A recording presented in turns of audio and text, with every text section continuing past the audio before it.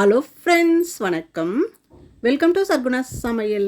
இன்றைக்கி நம்ம சேனலில் ஒரு அட்டகாசமான சுவையில் கேரளா ஸ்பெஷல் மாங்காய் சம்மந்தி தாங்க செய்ய போகிறோம்.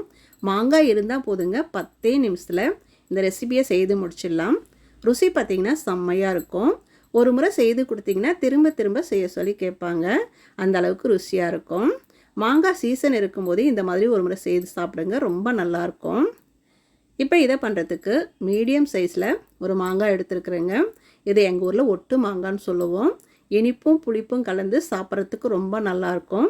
மாங்காய் நல்லா காயாக இருக்கிறத பார்த்து எடுத்துக்கங்க. அதுதான் இந்த மாங்காய் சம்மந்திக்கு ரொம்ப நல்லாயிருக்கும்.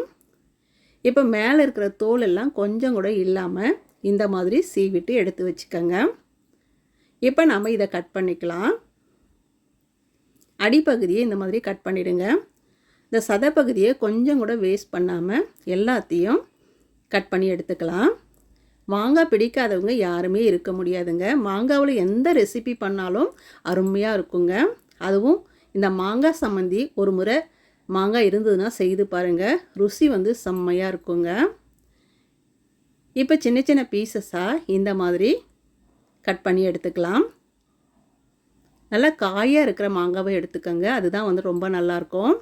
இப்போ பார்த்திங்கன்னா எல்லாத்தையும் இந்த மாதிரி சின்ன சின்ன பீசஸாக கட் பண்ணி எடுத்து வச்சிட்டோம் பாருங்கள், இருக்கட்டும். அடுத்ததாக அடுப்பை பற்ற வச்சுட்டு ஒரு கடாய் வச்சுக்கோங்க. அதில் 1 ஸ்பூன் எண்ணெய் ஊற்றிக்கலாம். எண்ணெய் சூடானதும் 3 காஷ்மீரி மிளகாய் சேர்த்துக்கிறேன், 3 நாட்டு காய்ந்த மிளகாய் சேர்த்துக்கிறேங்க. காஷ்மீரி மிளகாய் காரம் குறைவாக இருக்கும், ஆனால் கலர்ஃபுல்லாக இருக்கும். உங்களுக்கு காரத்துக்கு தகுந்த மாதிரி மிளகாயை கூட குறைச்சி பார்த்து சேர்த்துக்கங்க. இப்போ மிளகாய் பார்த்திங்களா எண்ணெயில் நல்லா வறுபட்டுருச்சு. இப்போ இது ஒரு தட்டில் நாம் எடுத்து வச்சுக்கலாம். எடுத்து வச்சுட்டு அதே எண்ணெயில் 10 சின்ன வெங்காயத்தை தோலெல்லாம் உரிச்சிட்டு சேர்த்துக்கலாங்க. ஒரு துண்டு இஞ்சியையும் கட் பண்ணிவிட்டு சேர்த்துக்கலாம். இந்த இஞ்சி சின்ன வெங்காயத்தோட பச்சை வாசனை பிடிக்கும்னா நீங்கள் அப்படியே சேர்த்து கூட அரைச்சி செய்துக்கலாங்க, ரொம்ப நல்லாயிருக்கும். பிடிக்காதவங்க இந்த மாதிரி கொஞ்சம் எண்ணெயில் வதக்கிட்டு சேர்த்து அரைச்சிக்கலாம், இதுவும் ரொம்ப நல்லாயிருக்கும். இப்போ இது கூடவே ஒரு கொத்து கருவேப்பிலையை சேர்த்து வதக்கிட்டு அடுப்பு ஆஃப் பண்ணிவிட்டுங்க, ஆறட்டும். அடுத்ததாக ஒரு மிக்ஸி ஜார் எடுத்து வச்சுக்கோங்க. அதில் நம்ம வறுத்த மிளகாயை சேர்த்துக்கங்க. நல்ல ஒரு பெரிய தேங்காயில் பாதி தேங்காய் மூடியை துருவிட்டு நான் சேர்த்துக்கிறேங்க.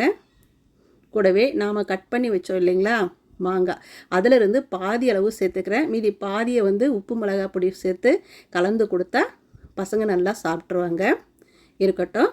அடுத்ததாக நம்ம வெங்காயம் வதக்கி வச்சோம் இல்லைங்களா, அது நல்லா வதங்கிடுச்சு. அதையும் இது கூடவே சேர்த்துக்கலாம். சேர்த்துட்டு இதுக்கு தேவையான அளவு உப்பு சேர்த்துட்டு தண்ணி எதுவும் ஊற்ற தேவையில்லைங்க. இந்த மாங்காய் வெங்காயத்தில் இருக்கிற ஈரப்பதமே போதும். நல்லா கொரகொரப்பாக இந்த மாதிரி அரைச்சி எடுத்துகிட்டு வந்துடலாம். கொஞ்சம் கொரகொரப்பாக தான் இருக்கணும், அப்போ தான் இது சம்மந்தி ரொம்ப நல்லாயிருக்கும். நாம் இந்த மாதிரி உருண்டை பிடிக்கிற மாதிரி வரணும், அந்த அளவுக்கு நாங்கள் அரைச்சி எடுத்து வச்சுக்கலாங்க. அவ்வளோதாங்க, அட்டகாசமான சுவையில் மாங்காய் சம்மந்தி சூப்பராக தயாராகிடுச்சு பாருங்கள். சுட சுட சாதத்தில் ஒரு உருண்டை மாங்காய் சம்மந்தி எடுத்து வச்சுட்டு, இது கேரளா ஸ்பெஷலுன்றதுனால தேங்காய் எண்ணெய் ஊற்றி சாப்பிட்டா ரொம்ப நல்லாயிருக்கும். 1 ஸ்பூன் தேங்காய் எண்ணெய் ஊற்றிட்டு சாப்பிட்டு பாருங்களேன். இதோட மசாலா ஆம்லேட் வச்சு சாப்பிட்டிங்கன்னா இன்னும் செம்மையாக இருக்குங்க. சாப்பிட்டிங்கன்னா சுருக்குன்னு நல்லா உணர்த்தியாக சாப்பிட்றதுக்கு ரொம்ப நல்லா இருக்குங்க. இந்த மாங்காய் சீசன் முடியறதுக்குள்ளே மிஸ் பண்ணாமல் ஒரு முறை மாங்காய் இருந்தால் இந்த மாதிரி செய்து சாப்பிடுங்க, ரொம்பவே நல்லாயிருக்கும். இந்த வீடியோ பிடிச்சதுன்னா சர்குணா சமையலுக்கு சப்ஸ்கிரைப் பண்ணுங்கள், லைக் பண்ணுங்கள், மறக்காமல் உங்கள் தெரிஞ்சவங்களுக்கு நிறைய ஷேர் பண்ணுங்கள். நன்றி, வணக்கம்.